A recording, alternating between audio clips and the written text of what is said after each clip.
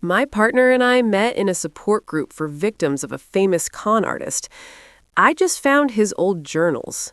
He is the con artist. The floorboards of the attic are cold against my knees. Dust motes, disturbed for the first time in years, dance in the single weak beam of light from the bare bulb overhead. My breath is a ghost in the chilly air. The world has shrunk to this small, dusty space and the 5 black moleskin journals laid out in a row before me. My hands are shaking so badly I can barely hold the one I have open. The pages smell like old paper and something else, something metallic and sharp, like a lie that's been kept in the dark for too long. Leo. My Leo. The man who makes me tea every morning without fail, who knows I like a little extra honey. The man who holds me when the nightmares come, whispering that I'm safe now, that the past can't hurt me anymore. His handwriting, a familiar, elegant cursive I know from 1,000 grocery lists and birthday cards, fills every page. We met in the fluorescent-lit basement of a community center. Circle of cheap plastic chairs, a plate of stale cookies no one ever touched. I was a wreck, hollowed out by a man who called himself the maestro. He hadn't just taken my inheritance, he'd taken my trust, my sense of self, my belief in my own judgment. He'd made me feel like the most special person in the world, then vanished, leaving me with nothing but debt and a profound, echoing shame. In that support group, I was just one of a dozen people he'd dismantled. And across the circle sat Leo. He was quiet, but his eyes held a familiar kind of brokenness. He said the maestro had taken his small business, his life's work. He spoke about the betrayal with a soft, steady anger that I found incredibly comforting. He understood. He was the only one who really, truly understood. He helped me rebuild. Piece by piece, he'd listen for hours as I went over the same painful memories, never once showing impatience. He celebrated my small victories, opening a new bank account, trusting a friendly cashier, answering a call from an unknown number without my heart seizing up. We fell in love slowly, carefully, like 2 people learning to walk again after a terrible accident. Our life together in this little house with its creaky floors and sun-drenched kitchen was my safe harbor. It was proof that something beautiful could grow from the ruins. It was the ultimate victory over the man who had tried to destroy us. But this journal, dated 3 years before we met, tells a different story. It's not a diary of a victim, it's a playbook. It's a meticulous, chillingly detailed account of his methods. He writes about sourcing his targets, what he called the lonely hearts and the quiet dreamers. He details the art of mirroring, of becoming the exact person his victim needed him to be. He even used the same moniker. A chapter heading, written in his perfect script, reads, "The Maestro's Symphony, Opus 4, The Heiress." That was me. He was writing about me before he even knew my name, planning the type of person I would be, the vulnerabilities he would exploit. I flipped through the pages, my stomach churning. It's all here. The fake company, the fabricated portfolio, the network of actors he hired to play his business associates. He describes the thrill of the performance, the godlike feeling of holding someone's entire world in his hands. There's no remorse, only pride. And then I find the entry that makes the air leave my lungs in a single silent scream. It's from after he disappeared from my life, just a few months before we met in that support group. He wrote about his masterpiece, The Final Act. He theorized that the deepest, most unbreakable bond could be forged not by building someone up, but by breaking them down and then being the one to put them back together.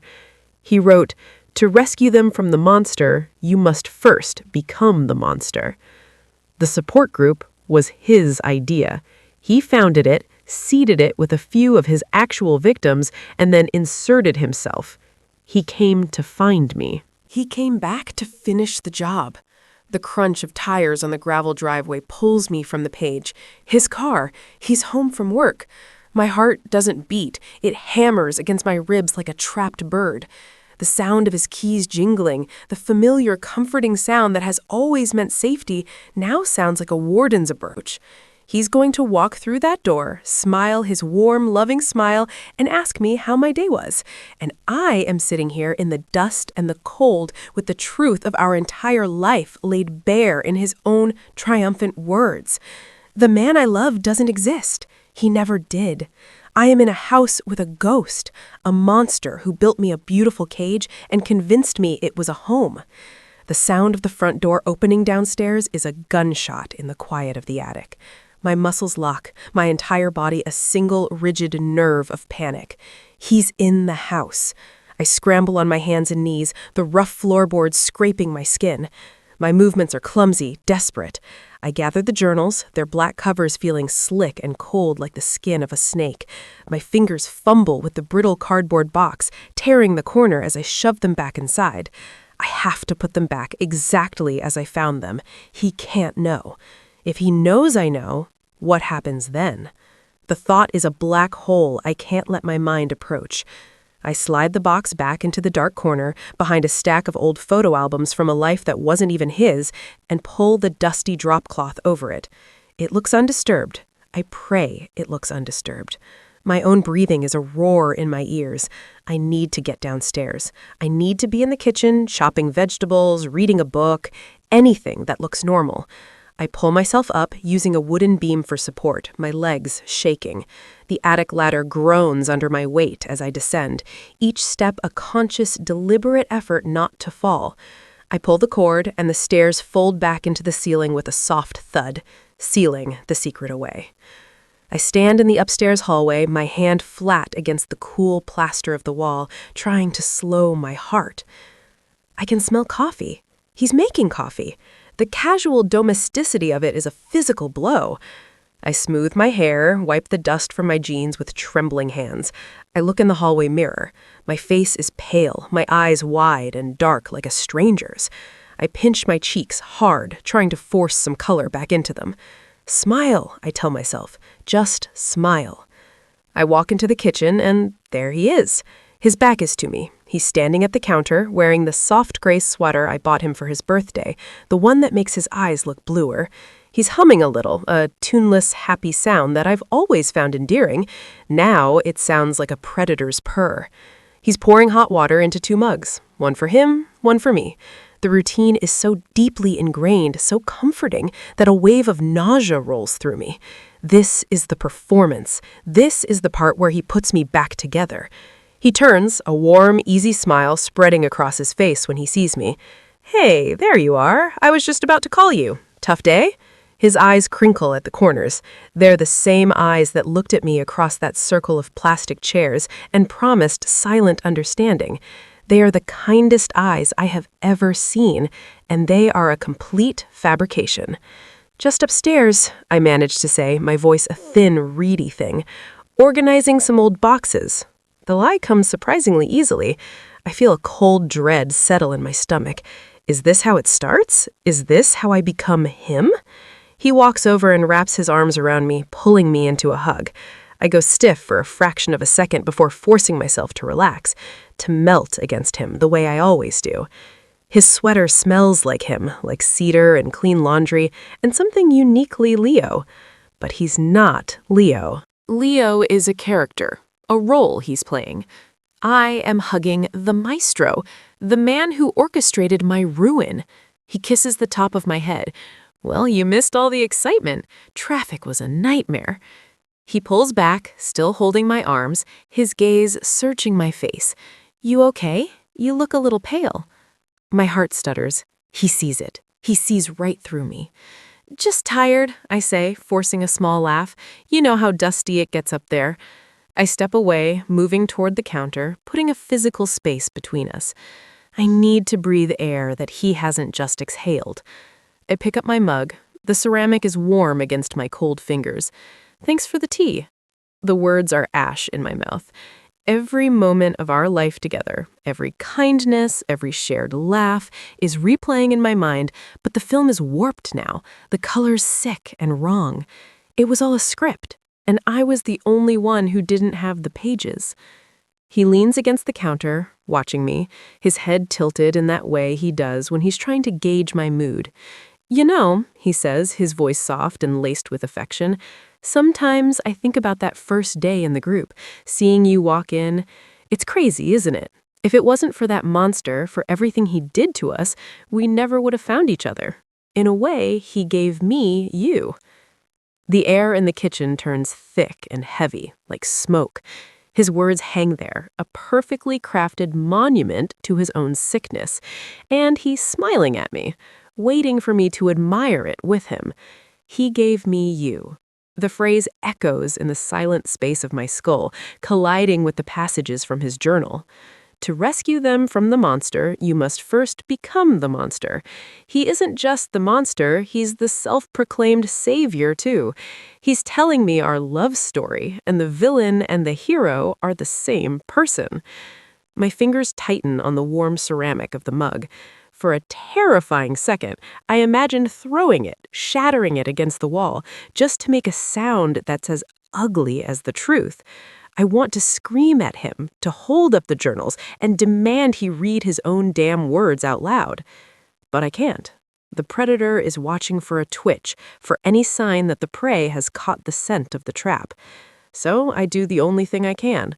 I raise the mug to my lips and take a sip of the tea. It's scalding, and the pain that sears my tongue is a welcome distraction, a sharp physical anchor in a world that has dissolved into nightmare. I lower the mug, forcing my lips into the shape of a smile. It feels brittle, like a mask made of glass.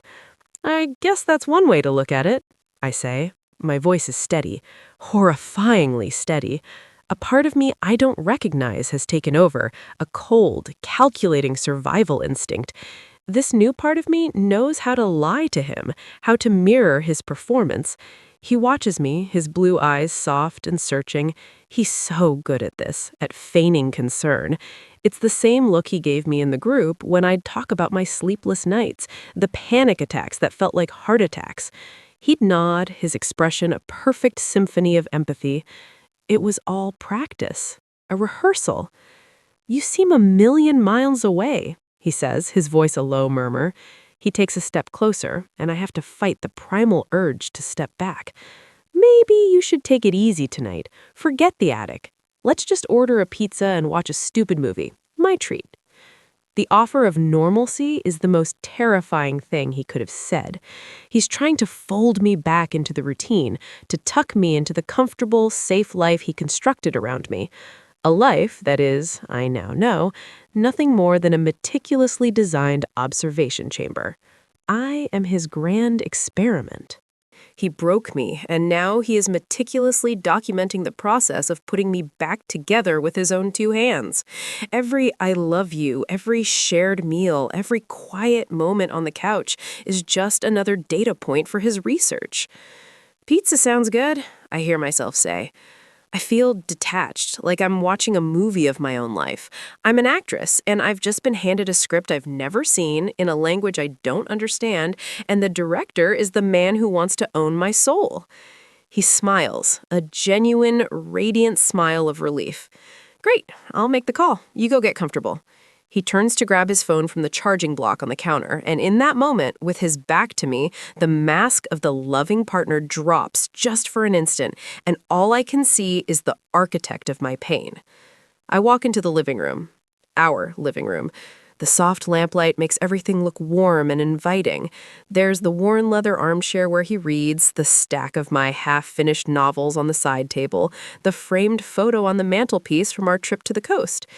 In the picture, we're laughing, my head thrown back and his arms wrapped tight around my waist, the wind whipping my hair across his face. He had a stranger take that photo. Was that stranger an actor too? Was the whole trip a set piece? My gaze drifts across the room, and every object feels tainted, every memory a lie. The thick wool blanket draped over the sofa. He bought that for me one evening when I was shivering, telling me he couldn't stand to see me cold. Was that an act of love? Or an act of control? A way to demonstrate his role as my protector, my source of warmth? The question is a poison, seeping into every corner of my past, turning love into calculation and kindness into a weapon. He comes in a few minutes later, phone in his hand. "Pizza's on its way, pepperoni and mushroom, your favorite." He says it with a flourish like he's bestowed some grand gift. And I suppose, in his mind, he has. He's providing for me, caring for me, rebuilding me. He sinks onto the couch and pats the cushion beside him. "Come here." The invitation is gentle, but it lands like a command. My feet feel like lead, but I move, crossing the room and sitting down next to him. The space between us feels electric, dangerous. He drapes his arm over my shoulders, pulling me against his side. I force myself not to flinch. I rest my head on his shoulder, just like I have 1,000 times before. I can feel the steady, calm beat of his heart through his sweater. It's the heartbeat of a monster, perfectly serene. He picks up the remote and starts scrolling through a streaming service. "Anything look good?" he asks, his voice rumbling against my ear. I stare blankly at the screen, at the rows of colorful movie posters, each one a portal to a different, simpler world. None of them are real, just like this, just like us. My mind isn't on the screen. It's replaying the moment in the attic, the feel of the dusty cardboard, the sight of his handwriting. And a new, terrible thought begins to form, a tiny, sharp splinter of ice in my gut. It was him, a few days ago, who suggested I finally tackled the attic. He'd said it casually over breakfast. "You know, you've been talking about clearing out that old junk for ages. Why don't you make a start on it this week? It'll be good to get it done." I'd agreed, thinking nothing of it. But now it seems something else entirely. He didn't just let me find them. He led me to them. The thought is so monstrous, so convoluted, that it almost doesn't make sense. But in the context of the man who wrote those journals, it makes perfect, terrifying sense. This isn't the end of his game. This is the next level. He wanted me to know. Why? The question hammers against the inside of my skull, a frantic pulse that matches the panicked beat of my own heart.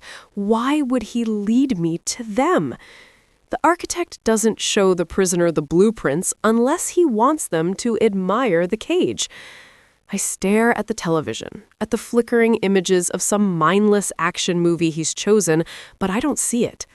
I see his face years ago in the sterile light of the community center basement. He was listening to Maria, a woman in her 60s whose life savings had been stolen by the con artist, by him.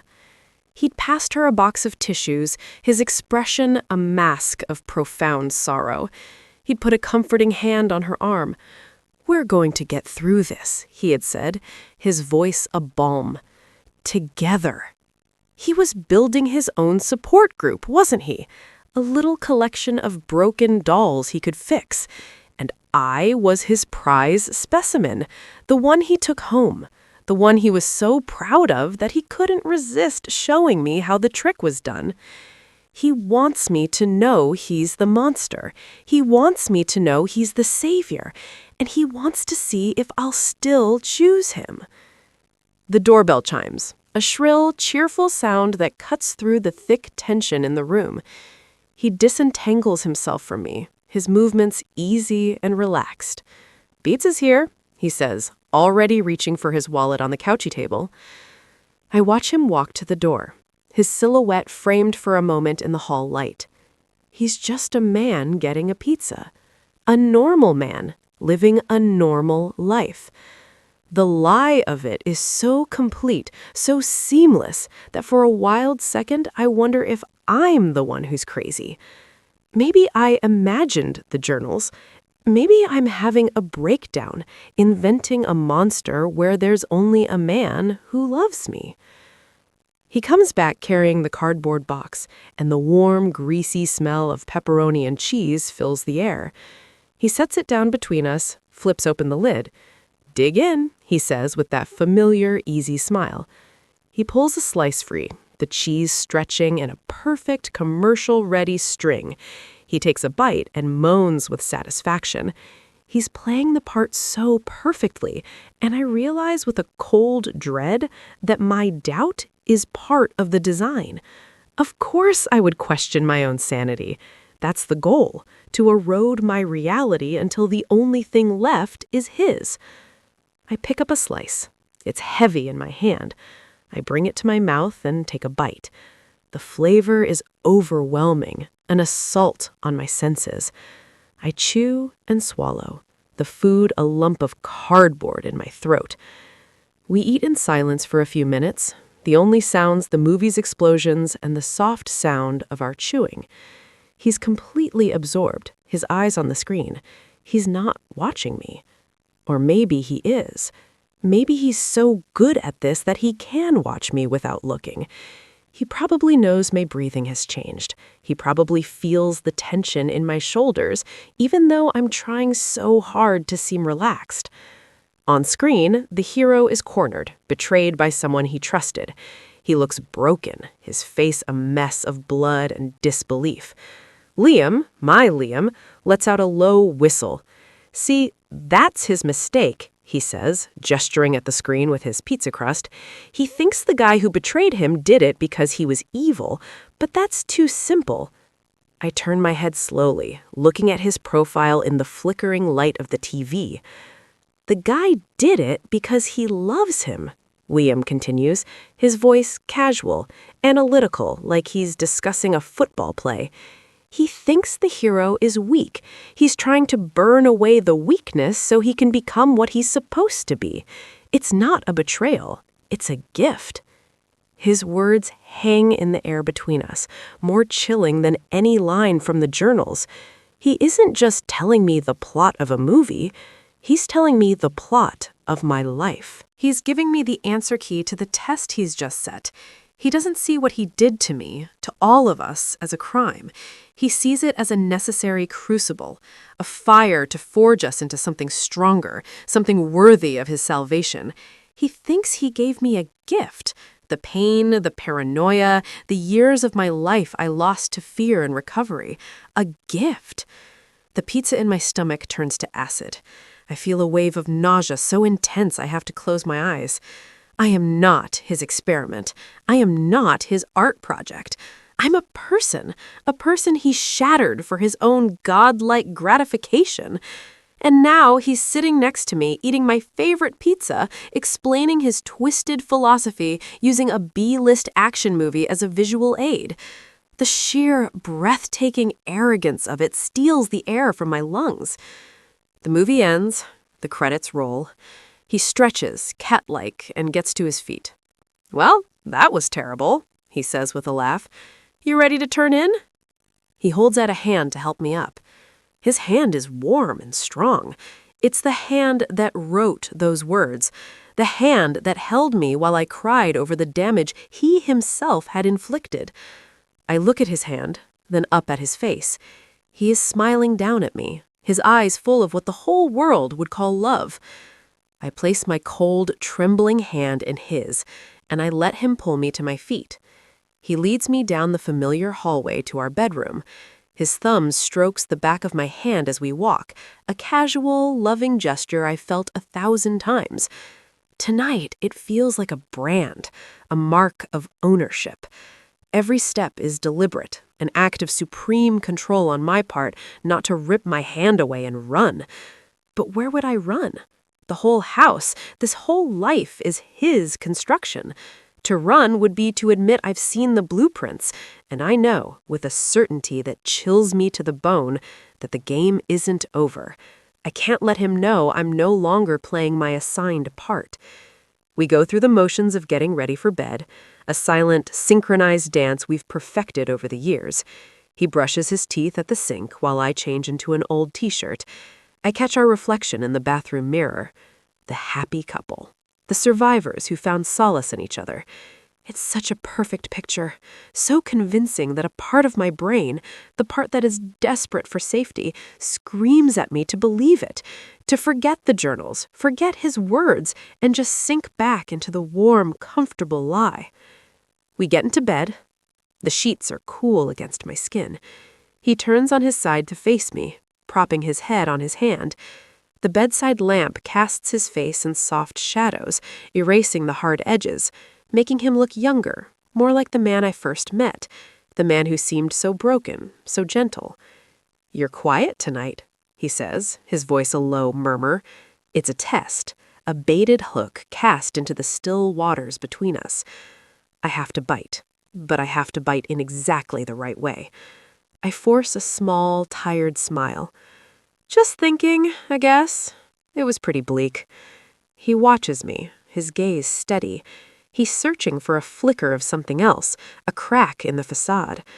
I hold his gaze, praying my eyes don't betray the sheer terror screaming behind them. "Yeah," he says finally, seeming to accept the answer. "Total garbage. But you get what you pay for on a Tuesday night." He leans in and kisses my forehead. His lips are warm. Gets in sleep.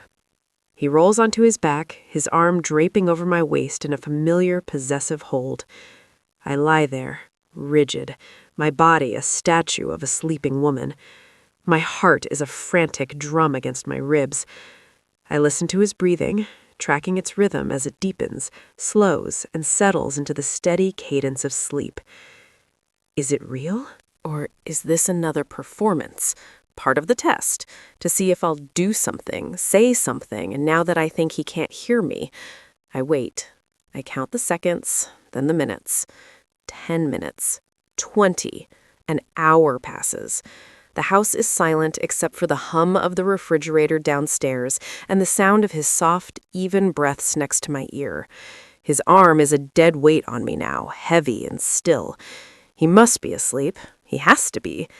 The arrogance of him, to drop a bomb like that on my life and then just fall asleep, as if he's so confident in his control over me that he doesn't need to stay awake to monitor the fallout. He believes he's already won. He thinks he's given me a gift, and now he's waiting for me to be grateful. A new feeling begins to curdle in my gut, mixing with the fear. It's anger. A cold, hard, clarifying anger. He didn't just con me out of my money all those years ago. He conned me out of my grief. He conned me out of my recovery. He stole my story and made himself the hero of it. He took my greatest vulnerability and built a house around it. And then he invited me to live there with him. This man, this creature sleeping peacefully beside me is not a god. He's a parasite. And I have been his host for 5 years. The thought doesn't make me want to scream anymore. It makes me want to fight. I can't run. He would find me, and worse, he would enjoy the chase. No, I can't run. I have to understand. He showed me the blueprints, and I was so horrified by the cage that I didn't think to look for a flaw in the design. The journals. They aren't just his confession. They're his playbook. They're a record of his methods, his patterns, his mistakes. He wanted me to see the artist. Fine. I will study the art until I know how to take it apart, piece by bloody piece. Slowly, carefully, I lift his arm from my waist. It's heavy, and for a terrifying second, I think he'll stir, but his breathing remains unchanged. I slide out of bed, my feet silent on the hardwood floor. The air in the room is cold. I move through the darkness of the house, every creak of a floorboard a gunshot in the silence. I don't turn on any lights. I know the layout of this house by heart. My house. No, his house. I reach the pull cord for the attic stairs and ease them down, the old springs groaning in protest. I pause, listening for any sound from the bedroom, but there's nothing. I climb the rickety stairs, the rough wood biting into the soles of my feet. The air appears stale and smells of dust and decades of forgotten things. I find the box exactly where I left it. I lift the lid. There they are. The neat, methodical script, the chronicles of his destruction. But this time, I'm not looking at them as a victim reading a horror story. I'm a detective. I'm a hunter. I'm learning the habits of the monster who sleeps in my bed. I use my phone's flashlight, the single beam cutting a sharp cone through the dusty darkness. I can't risk taking the journals out of the attic. He might not notice for days, but if he did, if he went looking for them for some sick, nostalgic reason and found them gone, it would all be over. So I do the only thing I can. I open the first one, lay it flat on the dusty floorboards, and I start taking pictures, page by methodical page. The shutter sound is muted, but in the profound silence of the pre-dawn house, it sounds like a snapping bone. Each photo is a small act of rebellion, a theft of his private history. I work quickly, my fingers growing numb from the cold. I am not a victim anymore. I am an archivist of his sins, a scholar of his sickness. I force myself to ignore the names, the gut-wrenching details of lives he systematically dismantled. I am looking for the architecture, the scaffolding that holds up the whole elaborate fraud. Hours bleed into one another. My back aches from crouching, my eyes burn from staring at the tiny screen and the spidery handwriting. It's a litany of ruin, a catalog of trust betrayed. One after another, he details his marks. A retired teacher who lost her pension, a young widower who lost his inheritance, a small business owner who lost everything. He writes about them with the detached air of a biologist describing specimens. He notes their weaknesses, loneliness, greed, a desperate need to believe in something good, and explains with chilling precision how he crafted a key to fit each specific lock. For a moment, the sheer scale of it threatens to drown me. I'm just one more name on a list that spans years, cities, entire lives. The anger that felt so sharp and clean downstairs begins to fray, diluted by a familiar, helpless sorrow. But I can't afford that. Sorrow is a luxury for the free. I push it down, focusing on the mechanics, the initial contact, the grooming phase, the carefully constructed crisis, the inevitable betrayal. The pattern is always the same. Just as the first hint of gray light begins to filter through the grimy attic window, a floorboard creaks downstairs. Not the random groan of an old house settling, but a distinct, weighted sound. The sound of a footstep. My blood turns to ice. I snap my phone's light off, plunging myself into absolute darkness. I don't breathe. I don't move. I am a statue made of pure terror. Is it him? Did he wake up and find my side of the bed empty? I imagine him standing in the hallway, listening, his head cocked just so. The silence stretches, taut and thin. I count my own frantic heartbeats. 1, 2, 10. A full minute passes, an eternity in the dark. Then another, softer sound. The muffled thump of him rolling over in bed, the rustle of sheets. He was just stirring in his sleep. I let out a breath I didn't realize I was holding, my whole body trembling with the aftershock of adrenaline. The near miss is a splash of cold water. I'm running out of time. I have to find something real, something I can use, and I have to find it now. My desperation sharpens my focus. I stop reading the successful accounts, the victory laps written in smug, flowing prose. Where are the mistakes? There have to be mistakes. No one is perfect, not even him. I start flipping through the pages more quickly, scanning for any entry that feels different. And then I find it. In a journal from 7 years ago, tucked between two lengthy, triumphant stories, is a short, clipped entry. The handwriting is tight, angry. It's not a story of successful con, it's a rant. He doesn't even use his usual code names. He just writes a single real name, Amelia. He writes that she was supposed to be easy, a slam dunk. He'd done his research, laid the groundwork perfectly, but she didn't break. She didn't fall apart when he manufactured the crisis. She didn't hand over her trust. She just walked away. He doesn't elaborate on how she did it. The entry is full of frustrated, venomous prose about her being illogical, a glitch in the system. He writes, and I photograph the line 3 times, she refused to play her part. She wouldn't feel what she was supposed to feel. It's the first time I have ever read a single word of fallibility in these pages. He wasn't a god to her. He was just a man, and she saw him. She saw the strings and refused to let him pull them. He broke the pattern not by being smarter or stronger, but by being unpredictable.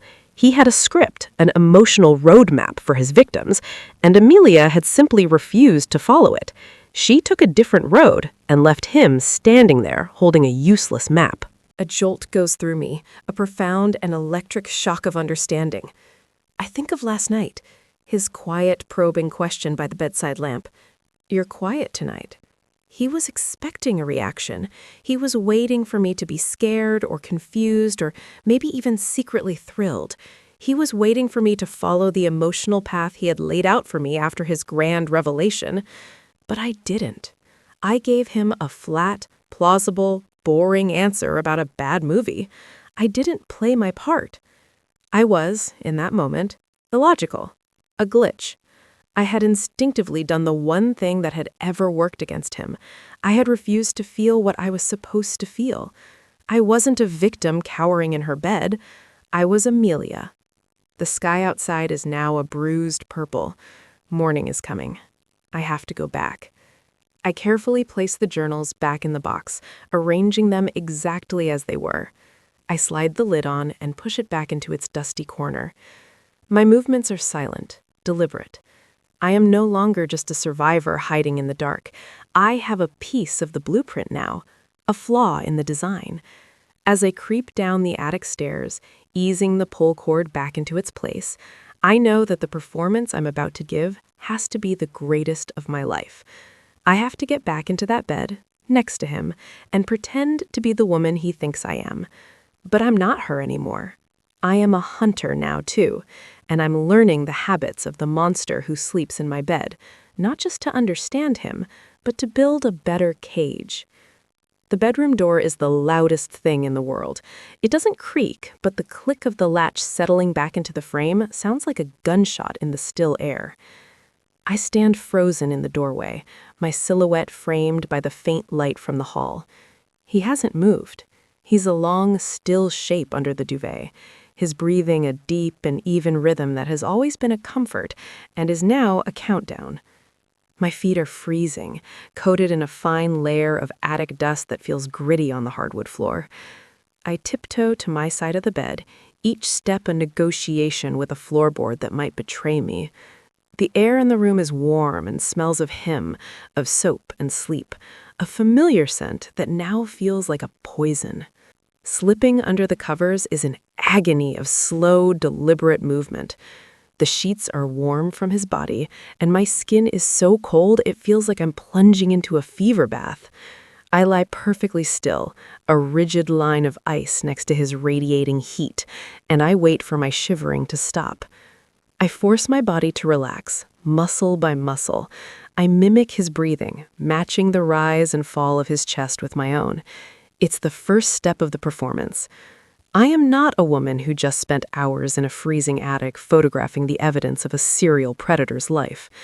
I am a woman who had a restless night, who maybe got up for a glass of water, and who is now settled back into the warmth and safety of her bed. I repeat the name in my mind, a silent mantra.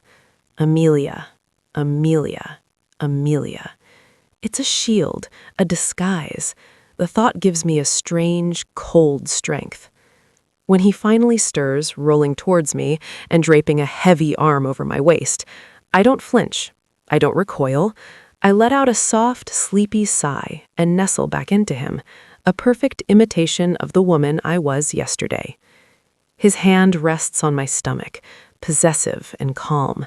I can feel the warmth of his palm through my thin t-shirt, and I have to fight the primal urge to scream. Instead, I focus on the flaw in his design. He needs a reaction. He feeds on it, and I am going to starve him. When the morning light finally fills the room, I'm the one who wakes him. I press a soft kiss to his shoulder and whisper, "Morning." His eyes flutter open, and for a split second, they are unguarded, the eyes of the man I thought I knew. Then the mask slides into place. He studies me, his gaze analytical. He's looking for the fear from last night, the quiet tension. He's expecting me to be withdrawn, fragile. I give him none of it. I smile, a simple, easy smile. "I'll make coffee," I say, and slide out of bed before he can ask any questions. I don't give him the chance to start his game. I'm changing the rules. Downstairs, the routine is a comfort. Grinding the beans, pouring the water. The familiar actions are an anchor in a world that has tilted off its axis. When he comes down, showered and dressed, he watches me from the doorway. I can feel his eyes on my back. "You seem better," he he says. It's a baited hook. I turn, handing him his favorite mug. I don't avoid his gaze. I meet it, holding a placid, almost boring expression. I am, I say, taking a sip of my own coffee. I think that stupid movie just gave me nightmares. I slept terribly. I give a little laugh, a small, self-deprecating sound. I'm getting old. Can't handle horror films anymore. It's so mundane, so utterly plausible that it leaves him with nowhere to go. I can see the flicker of confusion in his eyes. This isn't the reaction he scripted. The fragile, traumatized woman he put to bed last night has been replaced by someone complaining about a bad movie. I'm a glitch. I'm an Amelia. He smiles, but it doesn't quite reach his eyes. Well, I'm glad, he says. I was worried. The lie is so smooth, so practiced, it's almost beautiful. He's not worried. He's recalibrating. The rest of the day is a masterclass in this new disorienting normality. I suggest we take a walk, that we go to the farmer's market. I fill the silence with chatter about vegetables and the weather. I am relentlessly, punishingly normal. He plays along, but I can feel him probing, testing my defenses with small, seemingly innocent questions about my past, about our future, all designed to find a crack in my performance. He finds nothing. By evening, I can sense a change in him. The subtle confusion has been replaced by a new kind of confidence. I think he's decided my reaction last night was just a momentary blip, an anomaly he can safely disregard. He thinks he's won. He thinks I've processed his monstrosity and, on some level, accepted it. That I've chosen blissful ignorance, chosen him. The thought makes me sick, but I know it's exactly where I need him to be. We're washing dishes after dinner, the comfortable domesticity of the scene, a surreal backdrop to the war being waged beneath the surface. He's drying a plate, his movements relaxed. He thinks he's lulled me back into submission. I've been thinking, he says, his voice casual. That new couple who moved in next door, the Hendersons, they're sweet, aren't they? I nod, my hands submerged in the warm, soapy water. They seem nice. She brought over that banana bread. He places the dry plate in the cupboard. He just retired, sold his dental practice for a fortune. They're sitting on a pile of cash and have no idea what to do with it. He told me he's worried about the market, wants something safe, something with a guaranteed return. My blood runs cold. I know this language. I've just spent hours reading it. This is the architecture. This is the scaffolding. I keep my expression neutral, focusing on scrubbing a pot. Oh, I say, my voice a perfect imitation of mild interest. He leans against the counter, watching me. He's not just telling me this, he's testing me. He's seeing if the woman who accepted his past is ready to be a quiet accomplice to his future. I was thinking I could help them, he says, and the benevolence in his voice is the most terrifying thing I have ever heard. Put their money to work for them, for us. It would be a sure thing, a slam dunk. He uses the exact phrase from the journal, the one he used to describe the woman who got away. He's not just planning a con, he's reenacting a failure determined to get it right this time, and he's inviting me to watch. My knuckles are white around the sponge. The cage I was planning to build for him suddenly feels flimsy and inadequate. This isn't about his past sins anymore. A new list of victims is about to be written, and the first names on it belong to the sweet old couple who live 50 feet away. I force my hands to relax in the water, the sponge going soft in my grip. I turn to him, slowly, and I manufacture the most admiring smile I can find within the wreckage of my soul. Honey, that's so generous of you, I say, and the words taste like ash. To use everything you know about finance to help them out. They're so sweet, they could really use someone smart like you looking out for them. I see it land. His ego inflates like a balloon, his posture straightening. He was expecting caution, maybe a flicker of moral doubt. Instead, I've just endorsed his true nature, not as a predator, but as a brilliant protector. He's so blinded by his own reflection in my eyes that he can't see the trap closing around him. He thinks I'm his willing apprentice. In reality, I'm just gathering the last of the bait. The next 48 hours are the longest of my life. I am the perfect partner in crime. I suggest we have the Hendersons over for dinner on Saturday, I say. A casual thing. It'll be easier for you to explain the investment details in a relaxed setting. He loves it. He praises my intuition, my social grace. While he's at the gym, I drive to a town 30 miles away and buy a cheap burner phone with cash. My hands are shaking so badly I can barely dial the number. It's a number I found in his journals, scrawled on a back page under a list of contacts he thought were dead ends. Detective Miller. When a tired voice answers, I don't give my name. I just say, I have the man who conned Sarah Jenkins and a dozen others, and I have his playbook. Be at my address Saturday night at 9 p.m. Come to the back door. He's about to do it again. I give the address, and before he can ask a question, I hang up, snap the phone in half, and toss the pieces into 2 different storm drains. Saturday night arrives cloaked in a surreal calm. Our house is filled with the smell of roasted chicken and the sound of Frank Sinatra. The Hendersons, John and Mary, are utterly charming. They talk about their grandkids and their plans for a garden.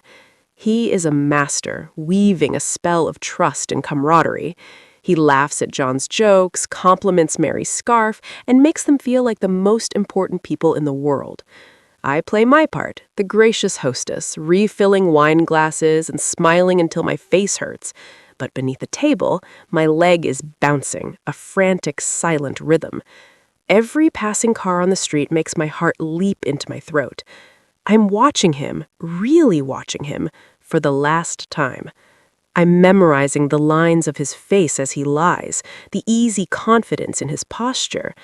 I'm watching a monster perform his favorite song, and I'm the one who's about to cut the microphone. After dinner, we move to the living room for coffee. This is it. The moment. He clears his throat, setting his cup down with a deliberate click.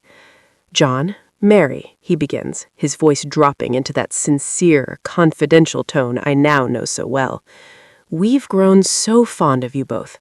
And because I care, I wanted to talk to you about something... A private opportunity. Something safe, with a guaranteed return.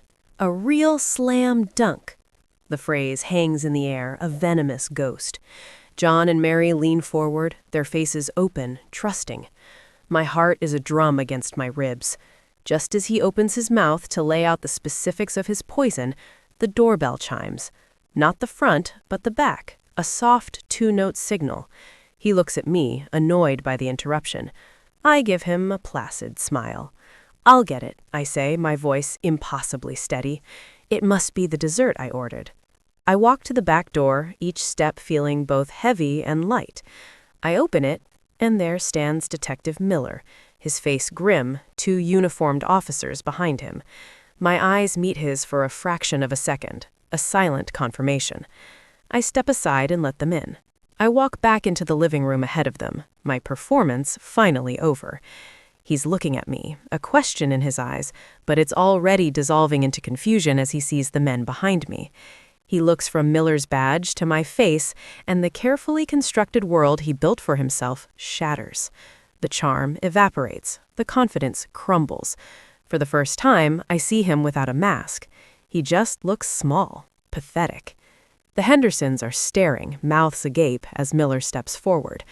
I don't wait for the chaos. I look directly at the man I thought I loved, the man who was a phantom, and I give him one last quiet truth. The problem with a slam dunk, I say, my voice clear and cold, is you have to be tall enough to reach the net. The aftermath was a blur of flashing lights, frantic questions, and the quiet, profound emptiness of the house after they took him away. The Hendersons were ushered into a police car, wrapped in blankets like survivors of a shipwreck, their kind faces etched with disbelief. I sat on the sofa, the same sofa where he had held me, and I watched the sun come up. The journals were on the coffee table, their purpose served. They weren't a weapon anymore. They were just the sad, sordid diary of a hollow man. For weeks I felt like a ghost in my own life, untethered from the woman I was, and unsure of the woman I had been forced to become. I won. I had protected the innocent and delivered a monster to his cage, but the victory felt complicated, stained by the methods I had to use. I had to build a lie to uncover a liar. I had to wear a mask to unmask a con artist. I moved away, of course, started over in a place where no one knew my name or the story attached to it. Sometimes, late at night, I still feel the echo of his presence, the ghost of that warmth in the bed beside me. It's a reminder of how easily the foundation of your world can be a fabrication built by someone else for their own gain. I survived, and I'm stronger for it, but the performance I gave changed me. I learned to lie as well as he did, to manipulate emotion, to be someone I wasn't for the sake of a greater goal. I did what I had to do to get justice, not just for me, but for all of us. But it makes me wonder, when you have to become a monster to defeat one, how much of that monster stays with you after the fight is over? Let us know in the comments. Don't forget to like and subscribe. I post new stories every day.